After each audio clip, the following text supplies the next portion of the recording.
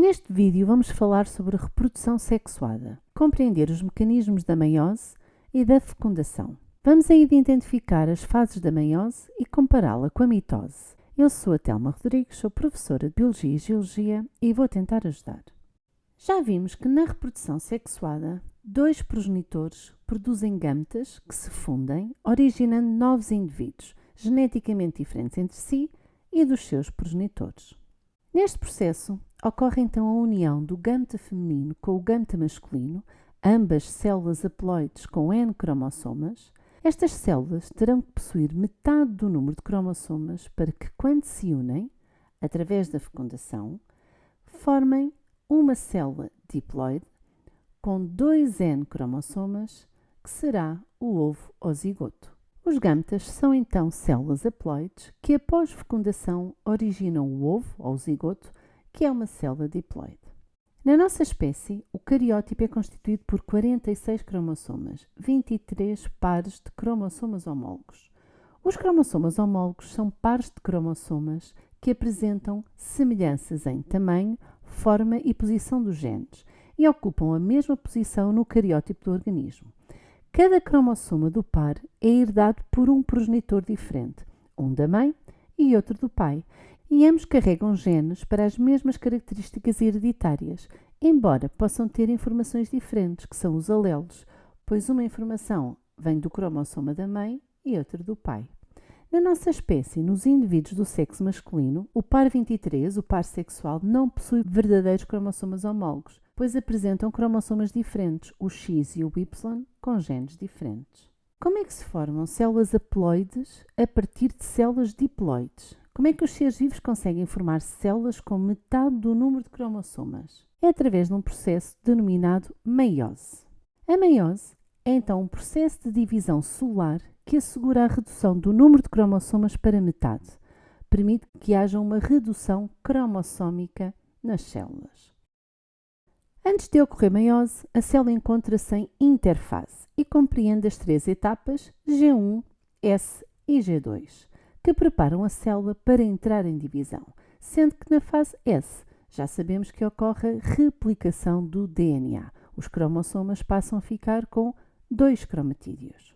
A primeira divisão meiótica inicia-se com a prófase 1, onde os cromossomas formados por 2 cromatídeos assumem progressivamente um aspecto mais curto e denso devido à condensação da cromatina. Ocorre o desaparecimento do nucleolo e a desorganização da membrana nuclear e inicia-se a formação do fuso acromático por migração dos centríolos para os polos.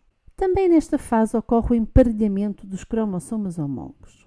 Este emparelhamento ou sinapse permite que os cromossomas homólogos se alinhem lado a lado, ocorrendo uma justaposição gene a gene.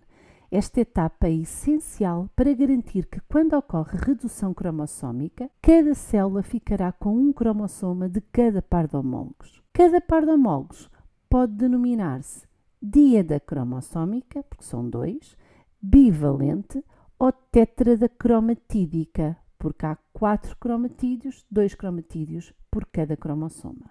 Este emparelhamento dos cromossomas homólogos leva à permuta de segmentos equivalentes de DNA entre cromatídeos, fenómeno que se designa por crossing over.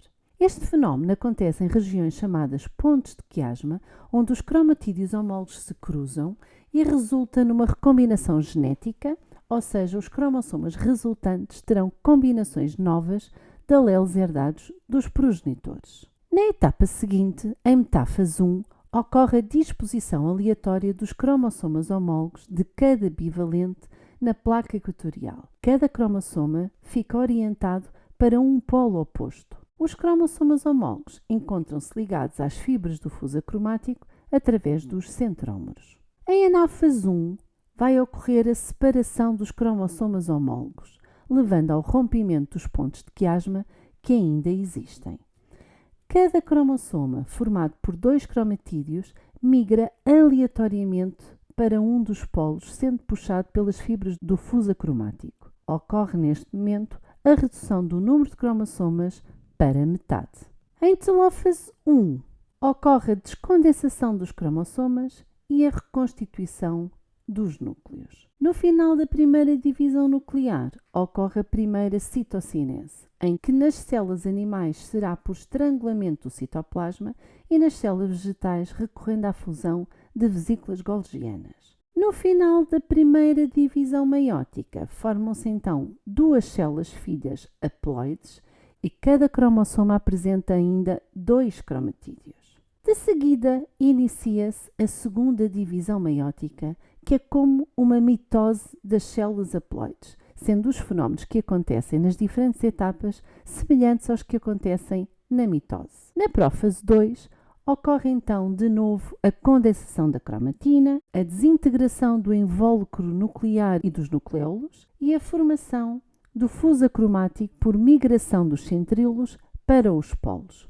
O par de centríolos que constitui o centrosoma pode sofrer duplicação entre as divisões meióticas ou simplesmente se separa, migrando um centríolo para cada polo. Em metáfase 2, os cromossomas dispõem-se individualmente na zona equatorial, formando a placa equatorial. Em anáfase 2, há o rompimento dos centrómeros e separação dos cromatídeos irmãos com ascensão polar dos cromossomas, que agora já são formados apenas por um cromatídeo. Os cromossomas já são agora geneticamente diferentes devido aos fenómenos de crossing over que ocorreram na prófase 1. Em telófase 2, ocorre a dissolução do fuso acromático, reaparece a membrana nuclear e os nucleolos e dá-se a descondensação da cromatina. Por fim, ocorre a citocinese 2, nos mesmos moldes que ocorreu a primeira, formando-se agora 4 células filhas haploides, geneticamente diferentes, em que cada cromossoma apresenta apenas um cromatídeo. Resumindo, a meiose envolve então 2 divisões sucessivas, a divisão 1 ou divisão reducional, em que se formam 2 células haploides a partir de uma diploide inicial. Ocorre a redução do número de cromossomas para metade, as células passam de 2N para N, de diploides para haploides, e ocorre consequentemente uma redução da quantidade de DNA, de 2Q inicial para Q. No final da primeira divisão, formam-se então 2 células haploides com N cromossomas, cada cromossoma constituído por 2 cromatídeos, e ficamos com Q de DNA. Na segunda divisão ou divisão equacional, separam-se os cromatídeos dos cromossomas das células formadas na primeira divisão.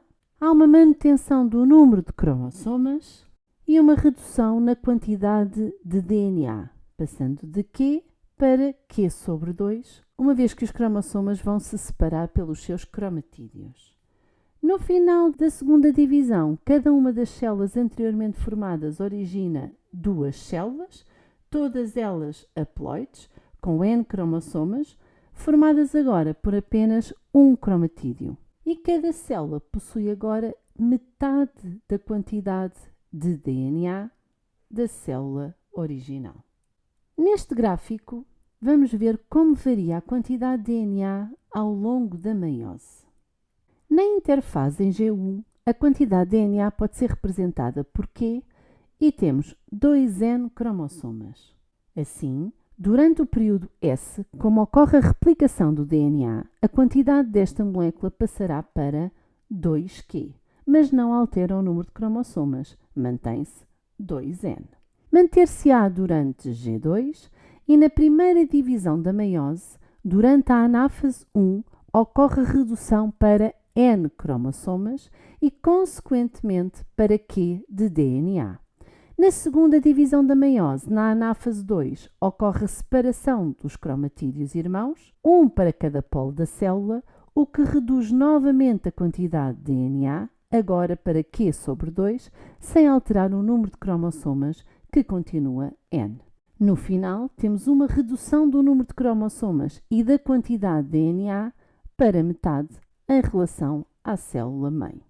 Nesta imagem ao microscópio óptico podemos ver as diferentes fases da meiose. A prófase 1, metáfase 1, anáfase 1, telófase 1, prófase 2, metáfase 2, anáfase 2, telófase 2 e, por fim, a citocinese. Quais são as principais diferenças entre a meiose e a mitose? A mitose origina duas células diploides geneticamente idênticas, em que não ocorre redução do número de cromossomas. A quantidade de DNA é duplicada em interfase e, no final, obtêm-se duas células filhas com a mesma quantidade de DNA e cromossomas que a célula-mãe. Como não há redução cromossómica, não há emparelhamento de cromossomas homólogos em prófase. Cada cromossoma comporta-se sempre independentemente um do outro. A mitose pode ocorrer em células haploides ou em células diploides, e as células filhas podem sofrer várias divisões mitóticas seguidas. A meiose origina 4 células haploides geneticamente diferentes. Após duplicação do DNA em interfase, ocorre redução do número de cromossomas e da quantidade de DNA nas células filhas. Logo em prófase 1, ocorre emparelhamento de cromossomas homólogos e crossing over, o que contribui para o aumento da variabilidade genética. A meiose só pode ocorrer em células diploides e as células filhas já não podem sofrer nova divisão meiótica. Podemos sistematizar estas diferenças numa tabela que aqui se apresenta. Ficou percebido? Espero que sim.